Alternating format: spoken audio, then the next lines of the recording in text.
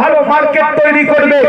নাও, একটা ইমানদারের সবথেকে খুশি ইমানদার যখন তার আল্লাহকে সিজদা দিয়ে কপালটাকে মাথাটাই জমিনের মধ্যে ঘিচিয়ে দিয়ে প্রমাণ যখন করে দেয় ইয়াকা নাবুদু ওয়া ইয়াকা নাস্তাঈন, খোদা তোমারই ইবাদত করি, তোমার কাছে সাহায্য চাই, যখন মাথাটাকে নত করে আল্লাহর দরবারে ঘিচিয়ে দেয়, ইমানদারের সবথেকে খুশির সময় ওইটাই হয়ে যায়। কি ভাই কথা ঠিক বলছি? আমার যুবক ছেলেরা হয়তো রজনী বিমল খায়, বন্ধু একটা রজনীগন্ধা তুলসী দিয়েছে, খুশি হয়ে যাবে। কি ভাই কথা ঠিক? আমার যুবক ছেলেরা হয়তো একটা বুঝতেই পারছেন ছোট ছোট জিনিস খায়, বন্ধু বলছে লে না, অনেকদিন পরে বিদেশ থেকে এসেছে, এটা খা, তোর জন্য স্পেশাল এনেছি ব্যাঙ্গালোর থেকে, এরকম লম্বা করে একটা দিয়েছে, খুশি হয়ে যায়। ইমানদার কি এসবে খুশি হবে? ইমানদার তো সিজদায় যখন পড়ে যাবে, তাহলে ইমানদারের সবথেকে আরামের জায়গা কোনটা? ইমানদারের সবথেকে আরামের জায়গা কোনটা? সিজদা। তাহলে গোটা পৃথিবীটাকে আল্লাহ কি করলো? সিজদাগার বানালো, সিজদার জায়গা বানালো, মাসাজিদ তৈরি করলো, আর গোটা পৃথিবীটাকে আবার আল্লাহ বিছানা বানিয়ে দিল। তাহলে আরামদায়ক জায়গাতেই তো বান্দা সিজদাটা দিবে। বুঝাতে পারছি? একটু ডিপে যাব, একটু গভীরে যাব না সাদা মাটা? দেখেন যেমন লোড দিতে পারবেন তেমন লোড দেব, আপনার যেমন কোয়ালিটি নেওয়ার ইচ্ছা। বাজারে দোকানে যাবেন, কোল্ড ড্রিঙ্কস এর লাইন দেখা আছে, Thums Up, Coca Cola, Mirinda, Limca, Fanta, Maaza, জিরু পানি, বিভিন্ন কোল্ড ড্রিঙ্কস রাখা আছে। যেটা তোমার ভালো লাগে সেটা বোতলটা তুমি খাও। সবাই কিন্তু কোল্ড ড্রিঙ্কস, সফট ড্রিঙ্কস ওটাকে বলে, তোমার ফেভারিট যেটা শুন সেটা নাও। এই যে আওয়াজ দিচ্ছি আমরা তো খাই, কথা বলেন না কেন? বিভিন্ন কোশ্চেনের আছে তো, জায়গার নাম ডারকেটো, সিনা, টক্কর আছে না? না ঘুরিয়ে বলছি, কথা বুঝে না। ডারকেটো, সিনা, টক্কর, রানের, আবার ঝুলে দেখে গাই গরু নাকি দুধকিরি খাবে, উজরে লিয়ায় ভেজে খায়। তাহলে মানুষ যেটা ভালো লাগে সেটা খায়, যেটা রুচিতে কুলোয় না সেটা বাদ দেয়। কথা বলেন না কেন? আমার কথা কি বুঝতে পারছেন না? বুঝতে পারছেন? তাহলে আপনার রুচিতে না কুলালে তো সেই আলোচনাটা করে আমার লাভ হবে না। আপনি বসেছেন ফ্রাইড রাইস খেতে, আমি সাদা ভাত দিলে তো লাভ হবে না। আপনার পেটের গোলমাল, আপনি সাদা ভাত একটু আপনার কলার তরকারি খাবেন, আর আমি যদি আপনাকে বিরিয়ানি দিই অরুচি লাগবে, বমি বমি ভাব লাগবে। তাই জন্য জিজ্ঞেস করলাম আলোচনা গতিতে আগাবো তো নাকি? কথা বলেন না কেন? পীরের আওলাদ এসেছি, দুটো কথা বললেও কি কষ্ট হবে? কথা বলবেন, যে যাকে ভালোবাসে তার সাথে কথা বলতে ভালো লাগে, কথা ঠিক না? তাহলে জমিন আল্লাহ কেন তৈরি করলেন? প্রমাণ করলাম। বান্দা সিজদা দিবে, কে জমিনটা তৈরি করেছে? পরিষ্কার কোরআন জানিয়ে দেয়, না না বানওয়াটি আলাপ আলোচনা আপনাদের খিদমতে নয়, প্রত্যেকটা কোরআনের দলিল দিয়ে আপনাদের খিদমতে আলোচনা করে যায়। পরিষ্কার কোরআনটা মাথায় বলে দেয়, আল্লাহু লা ইলাহা ইল্লা হুয়াল হাইয়ুল কাইয়্যুম লা তাখুযুহু সিনাতুন ওয়া লা নাওম। আমি আল্লাহ তোমাদের এমন একটা স্রষ্টা, আমি আল্লাহ তোমাদের এমন একটা নাম, এমন একটা খালিক, আমি আল্লাহ, আমি মাওলা পরওয়ারদিগার, কখনো নিদ্রা যাই না, কখনো ঘুমিয়ে থাকি না, তন্দ্রা না আমাকে গ্রাস করতে পারে না। আমি আল্লাহ সর্বদা চিরঞ্জিত জীবিত অবস্থায় থাকি।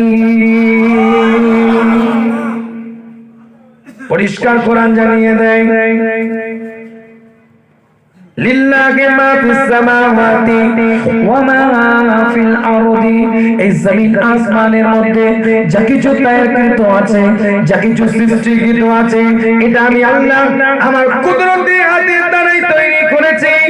পরিষ্কার কোরআন জানিয়ে দেয়, ইজা আরাদা শাইয়ান আইয়াকুলা লাহু কুন ফায়াকুন।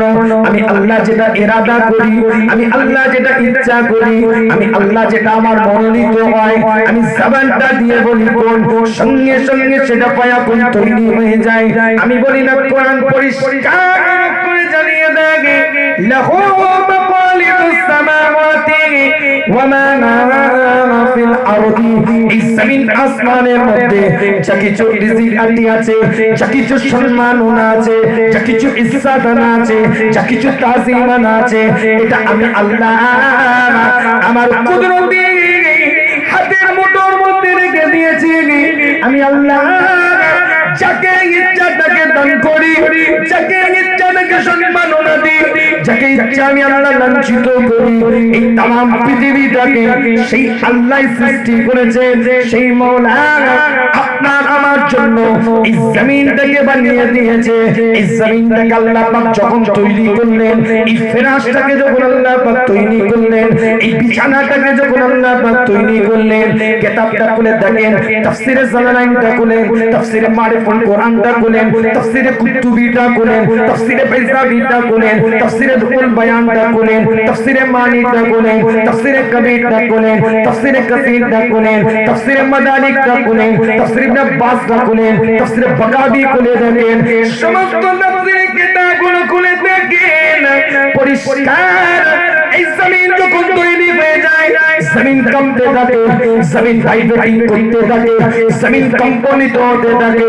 জমিনের কাঁপাটাকে বন্ধ করার জন্য, জমিনের ভাইব্রেটিংটাকে বন্ধ করার জন্য, এই কাঁপা এই কাঁপনিটাকে বন্ধ করার জন্য পরিষ্কার পরের আয়াতে কোরআন জানিয়ে দেয়, বলছি বালা আওতাদা, আমি আল্লাহ, আমি মাওলা, আমি পরবর্তীকালে বিনিয়াদম পাহাড়গুলোকে দিলাম জমিনের মধ্যে পেরেক হিসাবে, জমিনের মধ্যে গিয়ে দিলাম, জমিনের নাড়াটাকে আমি, চড়াটাকে আমি, ভাইব্রেটিংটাকে আমি আল্লাহ বন্ধ করে দিলাম।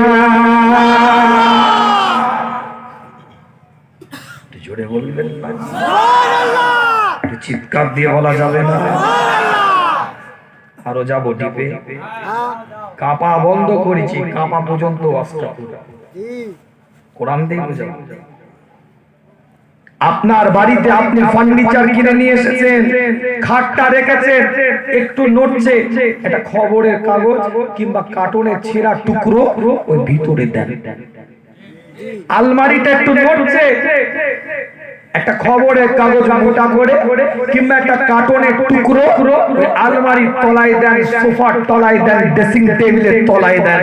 তুমি তোমার খাটের মালিক, তুমি খাটের নাড়া বন্ধ করার জন্য ওটা ব্যবহার করলে, তুমি তোমার সোফার মালিক, তুমি তোমার সোফার নাড়াচাড়া বন্ধ করার জন্য কার্টুন, খবরের কাগজ, ড্রেসিং টেবিলের নাড়াচাড়া বন্ধ করার জন্য ব্যবহার করলে, তামাম পৃথিবীর মালিক তামাম পৃথিবীটাকে নাড়াচাড়া বন্ধ করার জন্য আমার আল্লাহ পাহাড়টাকে ব্যবহার করে পেরেকের হিসাবে গিতে দিয়ে জমিনের নাড়াচাড়াটাকে বন্ধ করে দিল। কি বোঝাতে পারছি? এই জমিনের নাড়াচাড়াটা আবার হবে, আবার কাঁপবে। আমি বলছি না রে বাপ, কোরআন বলছে। হুজুর এই তো নাড়া বন্ধ করলেন, কিছু করার নেই, এখনই আবার কাঁপা চালু করতে হবে, নাহলে তো লাইনে আসবে। এই তো হুজুর বললেন পাহাড়গুলো গিতে দিয়ে, কোরআন বলছে বন্ধ করে দিয়েছে, আবার এক্ষুনি বলতে হবে নাড়বে, আবার কাঁপবে, আবার ভাইব্রেটিং হবে, আবার আল্লাহ নাড়াবে, আল্লাহ ভাইব্রেটিং করাবে, আল্লাহ পাক কাঁপাবে। সেটা আমি বলিনি রে বাপ, কোরআন বলছে ইজা জুলজিলাতিল আরদু জিলজালাহা, সূরাতুল জিলজাল 1 নম্বর আয়াত। তাফসীর এসেছে হুররিকাত লিকিয়ামিন সাআতিন, যেদিন কিয়ামতটা সংঘটিত হবে, ওয়া আখরাজাতিল আরদু আসআলাহা, এই জমিনটাকে আল্লাহ বলবে জমিন বমি করে দে, কে করে দে, জমিন বমি করে দিবে, কে করে দিবে? হাদিস কিতাবে তাফসীরে এসেছে আমওয়াতিহা ওয়া কুনুজিহা, লাশসমূহ খনিজ দ্রব্যসমূহ বার হয়ে আসবে, সেদিনটাকে আমার আল্লাহ আবার জমিনটাকে কাঁপিয়ে দিবে। এই বুঝাতে জমানে পাগলেরা, এই পাশুজুর পিকেলা পাগলেরা, আল্লাহর ওলিদের জন্য জান দেওয়ালা মানুষগুলো এই পৃথিবীটা আবার কাঁপবে, এই পৃথিবীটা আবার ভাইব্রেটিং হবে। ইসরাফিল আলাইহিস সালাম সিগায় ফুঁকটা দিবে, জমিন কাঁপতে থাকবে, জমিন ভাইব্রেটিং করতে থাকবে। জমিনের কাঁপাটা কিভাবে হবে সেটাও আবার কোরআন জানিয়ে দেয়, পরিষ্কার অক্ষরে লেখা আছে, পরিষ্কার কোরআন জানিয়ে দেয়। এই জমিনের মধ্যে যেগুলো আল্লাহ পাহাড়গুলোকে পেরেক হিসাবে দিয়েছিলেন, ওই পাহাড়গুলোকে আমার আল্লাহ বের করে নিবে, পাহাড়গুলোকে উড়িয়ে দিবে।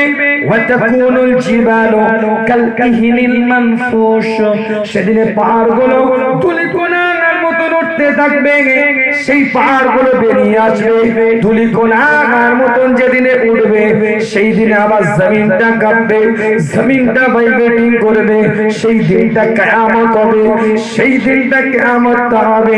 পৃথিবীর মধ্যে যতদিন পর্যন্ত একটা আল্লাহ বলা মানুষ বেঁচে থাকবে, একটা আল্লাহকে আল্লাহ বলতে বলা মানুষ, একটা আল্লাহকে আল্লাহ বলে চিৎকার দিলে বলা মানুষ যতদিন বেঁচে থাকবে, আমার নবী আমার মুস্তাফা পরিষ্কার জানিয়ে দেয়, ততদিন আমার আল্লাহ কিয়ামতটা দিবেন না।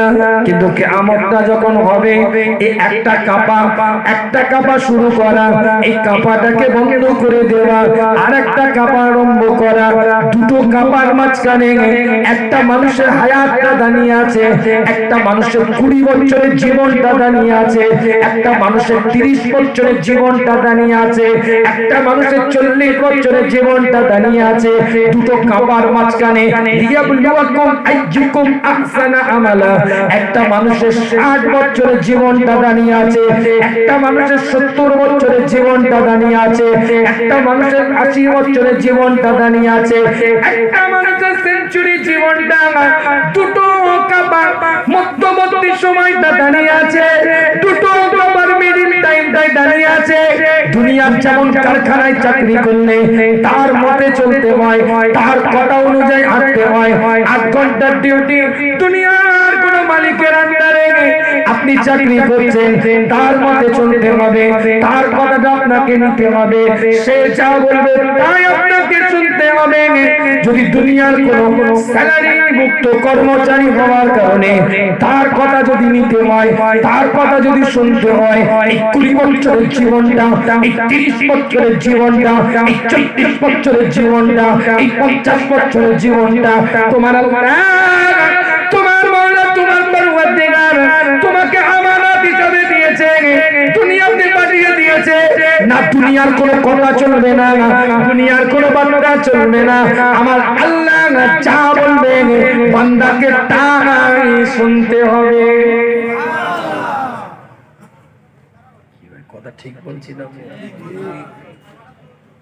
দুনিয়ার কারখানায় চাকরি করলে তার মতে চলতে হয়, তাই তো নাকি? আপনি বলবেন হুজুর সে তো স্যালারি দেয়, সে তো বেতনভুক্ত তার কর্মচারী। আপনি বলবেন তোমার মুখে যে তুমি এই কথাটা বললে যে বেতনভুক্ত কর্মচারী বলে 8 ঘন্টার ডিউটি তার মতে চলতে হচ্ছে, এই কথাটা বলতে গিয়ে তোমার কত পার্স এই কোলের মধ্যে, গলার মধ্যে কত সফটওয়্যার আল্লাহ দিয়েছে এটা তোমার ধারণা নাই। কথাটা বলার যে ক্ষমতা আল্লাহ দিয়েছে, কত মানুষ আছে কথা বলতে পারে না। তুমি যে বলতে পারলে যে স্যালারি মুক্ত কর্মচারী বলে, এই বলার ক্ষমতাটা তোমার খোদা তোমাকে দিয়েছে, এর শুকরিয়া আদায় করে শেষ করতে পারবে। কোন ছোট জিনিসকে ছোট মনে করবেন না। ইয়া আবাস আল্লাহ তাহকিরান্নাল মারুফ আশাইয়া, এ আবু যার একটা ছোট আমলকে ছোট মনে করো না, ওটা তোমার নাজাতের ওসিলা হয়ে যাবে। জুড়ে একটা ঠেলাওয়ালা, একটা রিকশাওয়ালা, একটা ভ্যানওয়ালা তাকে ছোট মনে করবে না, তার দোয়া কবুলিয়াতের রাস্তা। আমরা তো টাকা, অর্থ, সম্পদ দেখে সম্মান দিই, টাকা, অর্থ, সম্পদ দেখে ব্যক্তি বিশেষকে আমরা ভালোবাসি। ও ঠেলাওয়ালার মেহনতটা দেখে সম্মান দিলেন না, ওই রিকশাওয়ালার মেহনতটা দেখে সম্মান দিলেন না, ওর টাকা বেশি নেই কিন্তু ওর মেহনতটা বেশি আছে। ওই ভ্যানওয়ালার মেহনতটা দেখে আপনি সম্মান দিলেন না, ওর টাকা নেই ওর ঘামটা আছে। এই কথা বলেন, কথা কিছু বুঝতে পারছি? একটা অন্ধ, একটা খোঁড়া, একটা ন্যাংরা, হাঁটতে পারে না, পঙ্গু, প্রতিবন্ধী মানুষ, রাস্তার এপার থেকে ওই পারে যেতে পারছে না। আল্লাহর কসম করে বলছি, আল্লাহকে হাজের নাজির জেনে বলছি, ওই ব্যক্তিটার হাতটা ধরে যদি রাস্তার এপার থেকে ওই পারে তুমি করে দাও, এটা তোমার নাজাতের ওসিলা হয়ে যাবে। প্রতিবন্ধী মানুষ এইভাবে হাতে করে দেখবেন প্যাটেল করে যে গাড়িগুলো আছে প্রতিবন্ধীদের, এত দুর্বল হয়ে পড়ে মাঝে মাঝে এটাকে ঘোরাতে পারে না, একটু উঁচু জায়গায়, একটু উঁচু জায়গায় এটাকে ঘোরাতে পারে না। খোদার কসম বলছি, তুমি পিছন দিয়ে যাচ্ছ, ওর গাড়িটা একটু ঢালু, এরকম উঁচু জায়গায় উঠবে, তুমি ঘোরাতে সে পারছে না, সাথ দিতে পারছে না, তুমি তোমার হাতটাকে তার ঠেলা গাড়ির পিছনে এইভাবে দিয়েছো, একটু টাচ করে ধাক্কা দিয়ে তুলে দিয়েছো, এটা তোমার নাসাতের ওসিলা। জুড়ে বলে সুবহানাল্লাহ। যদি বলেন হুজুর কি বলছেন আপনি, যে পৃথিবীতে 4000 ব্যাঙের প্রজাতি আছে, কত হাজার? ইসলাম 4টে প্রাণীকে মারতে নিষেধ করেছে, 4টে প্রাণী কতল করতে, মারার জন্য নিষেধ করা হয়েছে। তার মধ্যে একটা প্রাণীর নাম হচ্ছে ব্যাঙ। পৃথিবীর মধ্যে ব্যাঙ আছে 4000। কেন ব্যাঙকে মারতে মানা করলো আল্লাহ? কেন? নমরুদের আগুনে যখন ইব্রাহিম আলাইহিস সালাম দাও দাও করে আগুন জ্বলছে, 1 কিলোমিটার উপর দিয়ে যদি কোনো পাখি যায় ছাই হয়ে যাবে, ব্যাঙ টুকটুক করে গিয়ে ওই আগুনে পিশাব করেছে। কি করেছে? পিশাব করেছে ব্যাঙ। একটা বাংলায় প্রবাদ বাক্য আছে, তোদের গ্রাম ও তো ব্যাঙে ডুবে, মুতে দিলে ডুবে যায়। একটু হাহু দেন। তার মানে ব্যাঙের যে মুতটা, পিশাবটা অতি সামান্য বলে এই কথাটা বলা হয়। তোদের গ্রাম ও তো ব্যাঙে মুতে দিলে ডুবে যায়, তাহলে ব্যাঙের মুতটা অতি সামান্য বলে এই কথাটা বলা হয়। তাহলে অতি সামান্য মুতটা পিশাব করেছে ওই জায়গায়। আল্লাহ বলছে কেন পিশাব করলি? আল্লাহ, আমি যে নমরুদের বিপক্ষে, এটা তো আমাকে প্রমাণ করতে হবে ইব্রাহিম আলাইহিস সালামের পক্ষে। আমি যে নাহকের বিরুদ্ধে হকের পক্ষে, এটা তো আমাকে প্রমাণ করতে হবে। এছাড়া আমার কাছে কোনো রাস্তা ছিল না। আমি জানি আমার সামান্য মুতে এই দাও দাও করে আগুনের লেলি নিমবে না, কিন্তু আল্লাহ তুমি সাক্ষী থাকো, আমি হকের পক্ষে পিশাব করেছি, হকের জন্য এই আগুনটাই পেশাব করেছি। আল্লাহ বলছে ও সামান্য পেশাব, এই কর্মটাকে আমি আল্লাহ পাক পছন্দ করে নিয়ে तमाम পৃথিবীর মানুষের জন্য তোকে মারাটাকে নিষেধ করে দিলাম। কাজটা কি অনেক বড় নাকি? আপনি চিন্তা করছেন কেন? আপনি তাহাজ্জুদ পড়তে পারেন না, আপনি চিন্তা করছেন আপনি চাষ করতে পারেন না, আপনি চিন্তা করছেন আমি এত তাসবিহ এত ইবাদত কিচ্ছু করতে হবে না, তুমি খোদাকে ডাকার মতন একবার ডাকো। এত ভাবতে গেলে ব্যাকগ্রাউন্ড পিছনে গেলে এই করেছি ওই করেছি, ও যা করেছে ও এখন রাখেন। দুটো গোনা যদি আপনার না থাকে, দেখো ব্যাঙের ওয়াজ করছি, ব্যাঙ চলে এসেছে। কি ভাই কথা বুঝতে পারেন? ব্যাঙের ওয়াজ করছি, ব্যাঙ চলে এসেছে। হুজুর আমিও এখানে আছি, আমাকে মেরুনি হুজুর। কথা বলে, আমিও হুজুর এখানে আছি, আমাকে মেরুনি। ব্যাঙ বলছে ছেড়ে দাও, সাইড দিয়ে দাও, কচি ব্যাঙ।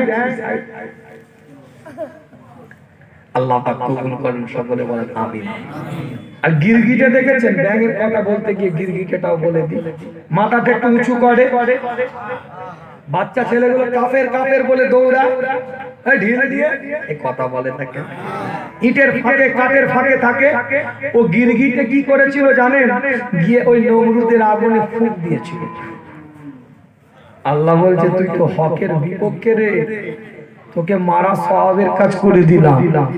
তাহলে ওর ফুকে কিন্তু আগুন বাড়েনি, কিন্তু ওর ফুকটা আল্লাহর পছন্দ হয়নি। কেন? সে না হকের পক্ষে কথা বল, কথা ঠিক। আর ব্যাংক হকের পক্ষে সামান্য আমল তোমার নাজাতের ওসিলা করতে পারে। এই কথাটা বলতে কি উদাহরণটা দিলাম। আর সামান্য নোংরামি কাজ তোমাকে বরবাদের রাস্তায় নিয়ে যেতে পারে। ফামাই ইয়ামাল মিসকালা যাররাতিন খায়রান ইয়ারা ওয়া মাই ইয়ামাল মিসকালা যাররাতিন শাররান ইয়ারা। আসেন, ফিরে আসেন। একটা বান্দাকে আল্লাহ কবুল করবে। দুটো কাবার মধ্যবর্তী যে সময়টা আল্লাহ দিয়েছে, বান্দাকে ফিরে আসার জন্য আল্লাহ দিয়েছে। আল্লাহ নবী, আল্লাহ রাসূল সাহাবায়ে কেরাম হুজুরদের সাথে আলাপ আলোচনা করে, সাহাবায়ে কেরাম হুজুরদের সাথে কথাবার্তা বলতে থাকে। হঠাৎ করে লক্ষ্য করে দেখে একটা মেয়ে একবার ডান দিকে দৌড়ে দৌড়ে যায়, আবার ওই মেয়েটা দৌড়াতে দৌড়াতে বাম দিকে আসে, আবার ওই মেয়েটা এই দিকে যায়, আবার দৌড়াতে দৌড়াতে এই দিকে আসে। আল্লাহ নবী, আল্লাহ রাসূল সাহাবায়ে কেরাম হুজুরদেরকে বলে, এই মেয়েটা কেন এরকম দৌড়ায়? এই মেয়েটা কেন এইরকম ছুটাছুটি করে? এই মেয়েটা কেন এইরকম লাফালাফি করে? আল্লাহ নবী, আল্লাহ রাসূলের দিকে লক্ষ্য করে সাহাবায়ে কেরাম হুজুররা বলে, ইয়া রাসূলুল্লাহ, ইয়া হাবিবাল্লাহ, হুজুর এই মেয়েটা তার বাচ্চা ছেলেটাকে দেখতে পাই না, সন্তানকে দেখতে পাচ্ছে না। তার একটা বাচ্চা ছেলে ছিল, সেটাকে দেখতে না পাওয়ার কারণে ছটফট করতে থাকে, পাগলের মতো হয়ে যায়। একবার ডান দিকে যায়, একবার বাম দিকে যায়। হুজুর এই মেয়েটা বাচ্চাকে দেখতে পায় না। বড় করে মা তার বাচ্চাটাকে পেয়ে যায়, বুকের সাথে জড়িয়ে নেয়, কলিজার সাথে জড়িয়ে নেয়, মুখে চুমাটা দিতে থাকে। আল্লাহ নবী, আল্লাহ রাসূল জানিয়ে দেন, হারানো সন্তানটাকে পেয়ে মা যেমন খুশি হয়ে যায়, হারানো সন্তানটাকে পেয়ে মা যেমন বেদনাবন্দি হয়ে যায়, তার থেকে তার আল্লাহ ৭০,০০০ গুণ বেশি খুশি হয়ে যায় যখন তার হারানো বান্দা বান্দীদের পেয়ে যায়।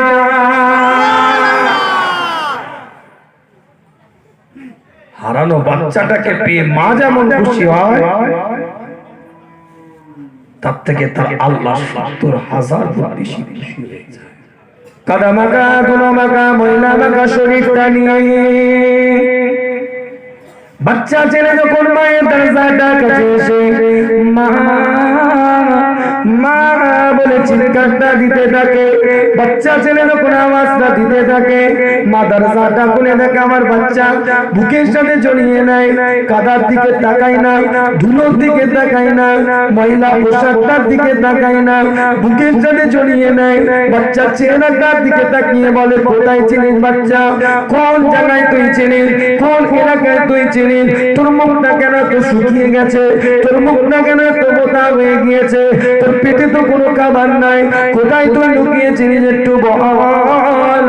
আল্লাহ নবী, আল্লাহ রাসূল জানিয়ে দেয়, ওই মা যেমন তার নোংরা পোশাকের দিকে তাকায় না, তার শরীরে দুর্গন্ধ বেরোচ্ছে সেদিকে তাকায় না, বুকের সাথে যেমন জড়িয়ে নেয়। আল্লাহ কোন বান্দা, আল্লাহ পাকের কোন বান্দি যদি আল্লাহ পাকের দরবারে আল্লাহ আল্লাহ না বলে চিৎকারটা দেয়, আমার আল্লাহ তার গুনার দিকে তাকায় না, তার খাতার দিকে তাকায় না, তার কোন বাজে কাজের দিকে তাকায় না। আমার আল্লাহ ওই বান্দাকে তার রহমতের কোলের মধ্যে উঠিয়ে নেয়। ইসলাম অধিকার দিয়েছে আপনাকে, শরিয়াত অধিকার দিয়েছে আপনাকে। এই পৃথিবীর মধ্যে আপনি আমি যে বসে আছি, দুটো কাবার মধ্যবর্তী সময়ে পরিষ্কার কোরআন জানিয়ে দিচ্ছে, লা ইকরা ফিদ্দিন, দ্বীনের মধ্যে কোন দুনিয়াতে গিয়ে জবরদস্তি তোমরা করবে না। শরিয়াত জানিয়ে দিচ্ছে, বেধর্মীদেরকে ভালোবাসো। অন্য কওমের মানুষ, অন্য জাতের মানুষ, অন্য ধর্মের মানুষ তোমার খোদাকে খোদা বলে নাই, তোমার নবীকে নবী বলে নাই, তোমার কোরআনকে গাইড পৌঁছে হিসাবে নেই নাই, তুমি দুনিয়াতে যাবে এক ঈমানদার, এক মুত্তাকি, এক পরেজগার। তুমি পৃথিবীর বুকে যাওয়ার পরে অন্য জাতের, অন্য ধর্মের, অন্য কওমের, অন্য সম্প্রদায়ের, অন্য কোন জাতের মানুষের সাথে খারাপ নয়, নোংরা, বাজে ব্যবহার তোমরা করবে না। মানুষ হিসাবে মানুষ তুমি ভালোবাসবে তাকে, মোহাব্বত করবে তাকে, এটার নাম ইসলাম। আপনি যদি বলেন কেন, কোথা থেকে পেলেন, ঠিক আছে, কোথা থেকে পেলাম, কোরআন দিয়ে দলিল দিচ্ছি শোনেন। ইসলাম জবরদস্তিকে পছন্দ করে না। এই ইন্টারনেটের যুগের ছেলেরা, এই ওয়েবসাইটের যুগের ছেলেরা, এই Yahoo Messenger, Google, Opera mini, online Facebook, WeChat, WhatsApp, 3G, স্যাটেলাইটের যুগের ছেলেরা 5G কদিন আগে পরে আসবে, সেই যুগের ছেলেদের কাছে বলে যায় তোমার ইন্টারনেটের গুগলটায় গিয়ে একটু সার্চ করো, গুগলটায় গিয়ে একটু লিখো, পৃথিবীর মধ্যে সবথেকে প্রসিদ্ধ সফটওয়্যার, পৃথিবীর মধ্যে সবথেকে ব্যবহৃত একটা সফটওয়্যার, সেই সফটওয়্যারটার নাম হচ্ছে গুগল।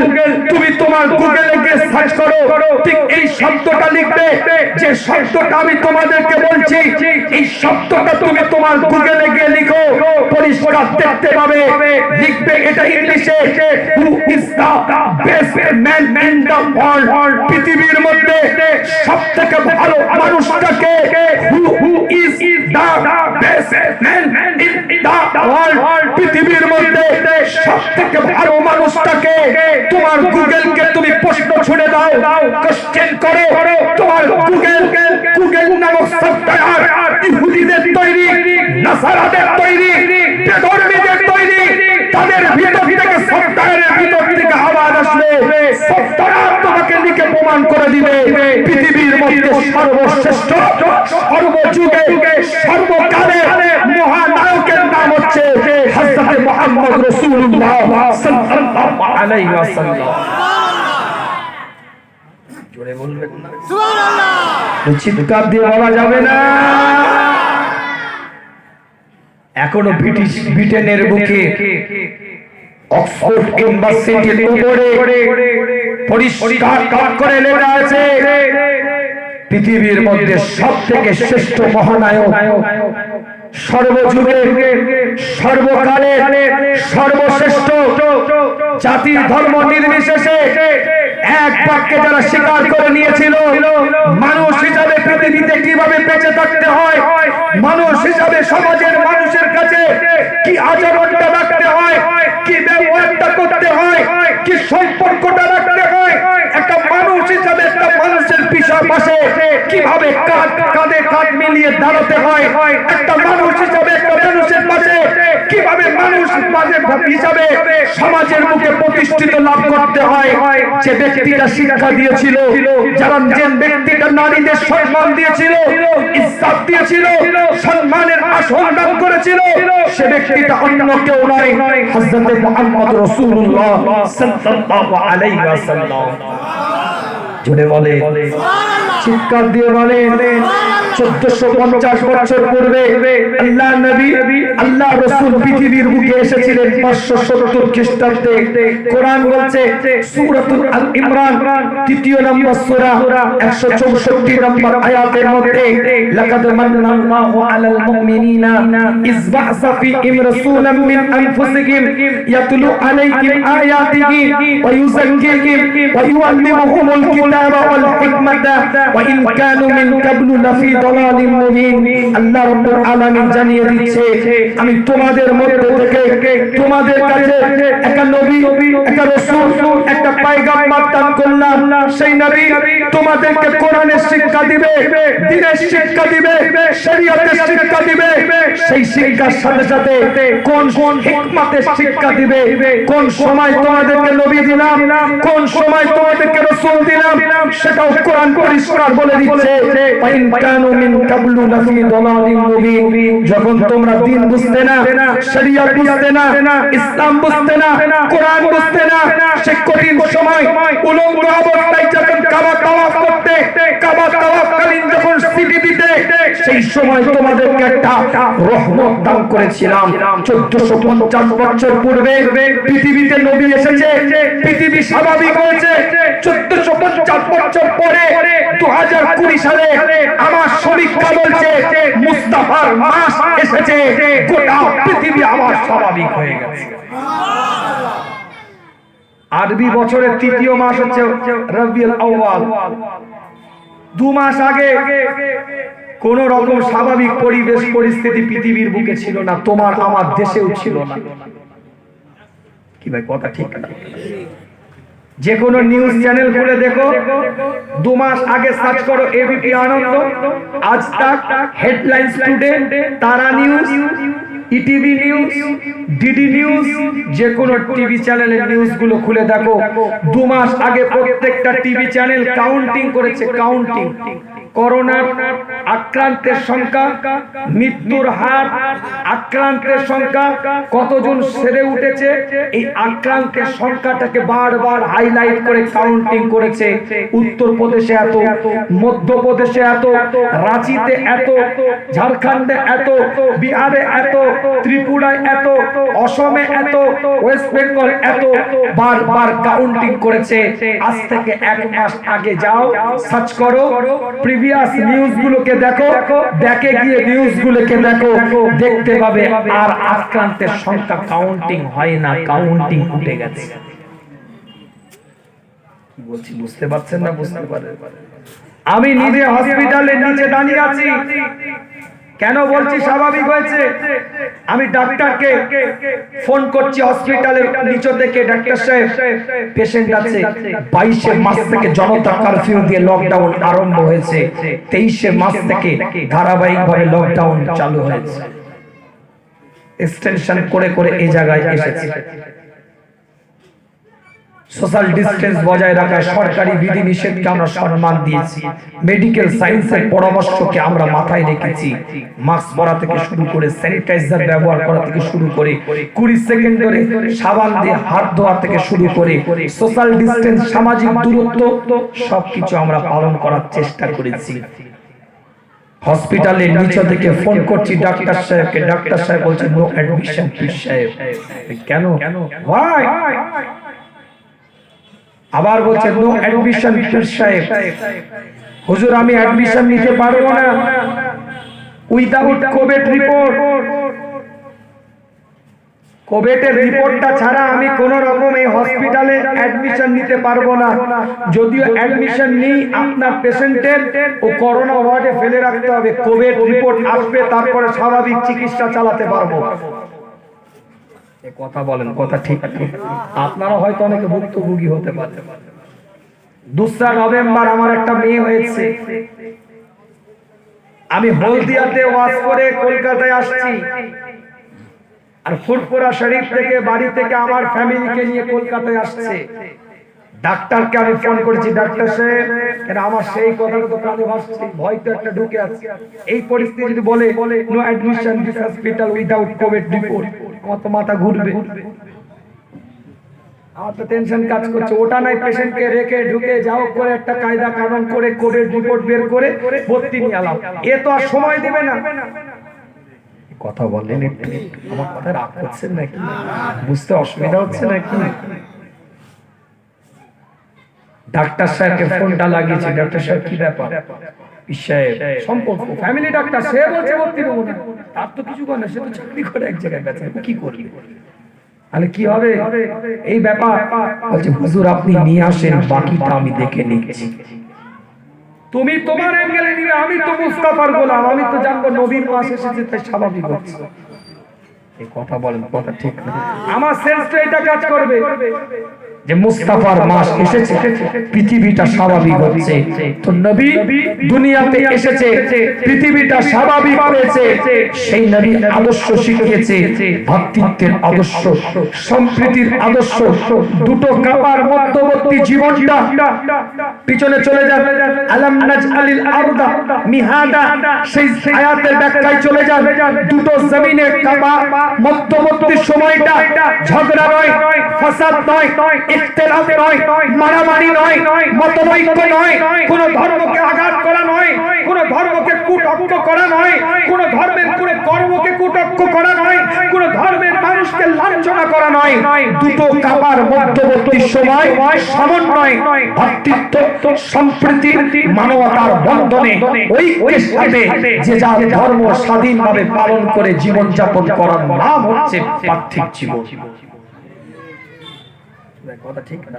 কোরআন বলছে লা ইকরাহা ফিদ্দীন। আবার কোরআন পরিষ্কার জানিয়ে দিচ্ছে, বানোয়াটি আলোচনা আপনাদের খিদমতে নয়, যে পয়েন্টটা তুলেছিলাম সেই দুটো তিনটে তাফসীর করে বিদায় নেব।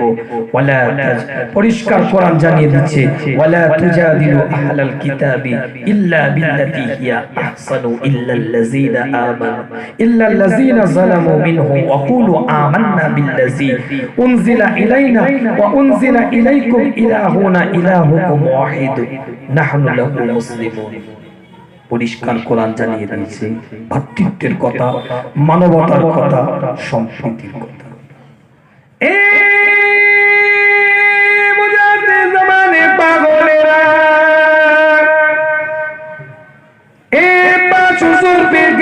পাগলেরা আল্লাহর ওলিদের জন্য জাহান্নামের ওরা মানুষগুলো বিদায় নিয়ে চলে যাবো আপনাদের খিদমতে।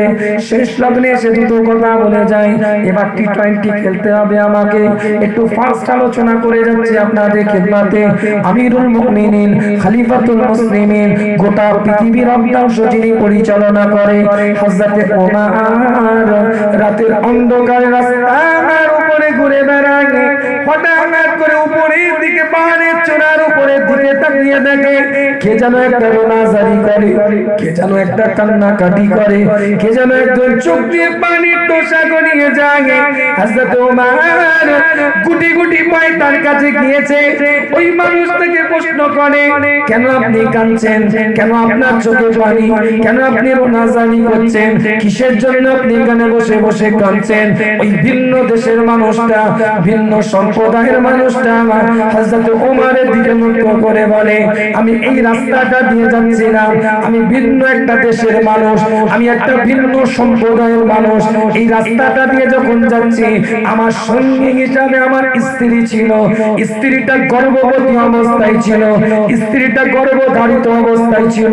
প্রসবের বেদনা হঠাৎ উঠে গিয়েছে, পাগলের মতন ছটফট করছে আমার স্ত্রী। ওই দেখেন তাঁবুর মধ্যে, ওই তাঁবুর মধ্যে তাকে রেখে দিয়েছি। এই গভীর রাত্রিরে ব্যথার চপটে, প্রস্রাবের ব্যথার কারণে অঝন্নানে রোনাজারি করে। আমি এই গভীর রাত্রিরে কাউকে দাইমা হিসাবে পাই না যে আমার স্ত্রীকে একটু সহযোগিতা করবে, তাই আমি এখানে বসে বসে রোনাজারি করি। কি হবে আমার, কি করবে, কে সহযোগিতা করবে? হযরত ওমর বলে, আপনি একটু বসেন, আমি একটু বাড়ি থেকে ঘুরে আসি। নিজ বাড়ির দরজাটার কাছে এসে হযরত ওমর আওয়াজটা দিয়েছে, স্ত্রী দরজাটা খুলেছে।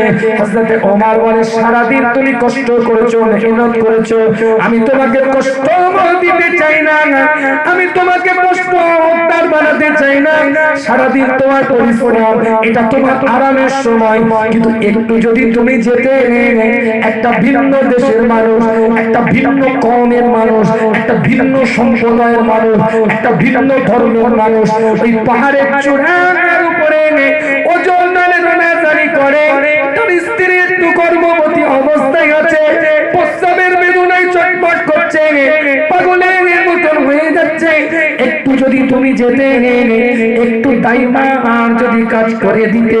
হযরত ওমরের স্ত্রী বলে, অবশ্যই আমি যাব, একটু আমাকে সময় দেন। তারা দীর্ঘক্ষণ না খেয়ে আছে, একটু তাদের জন্য খাবার নিয়ে নিয়ে, একটু রুটি আর তরকারি নিয়ে, গোটা বিশ্বের অর্ধাংশের মালিক, গোটা বিশ্ব যে অর্ধাংশ পরিচালনা করে আমিরুল মুমিনিন স্ত্রীকে নিয়ে পাহাড়ের চূড়ার দিকে রওনা দেয়। একটু জোরে বলবেন না? একটু চিৎকার দিয়ে বলা যাবে না? পঞ্চায়েতের প্রধান নয়, কোন থানার একটা বিধায়ক নয়, 7টা থানাকে মিলিয়ে এমপি হয়, কোন এলাকার একটা এমপি নয়, কোন রাষ্ট্রপতি রাষ্ট্রপ্রধান একটা দেশের নয়, গোটা পৃথিবীর অর্ধাংশ আঙুলের ইশারায় হযরত ওমরের পরিচালনা হয়। যার মনের কথাতে আল্লাহ কোরআনের 22টা আয়াত নাযিল করেছে। ওমরের মনের ভাব কোরআন দিয়ে আল্লাহ ঘোষণা দিয়েছে। যাকে আমার আল্লাহর নবী আল্লাহর কাছে চেয়ে নিয়েছিলেন, আল্লাহ তুমি ওমরকে দাও, যদি ওমরকে না দাও তাহলে ইসলামের দাওয়াত দেওয়া আমার পক্ষে কঠিন হয়ে যাবে।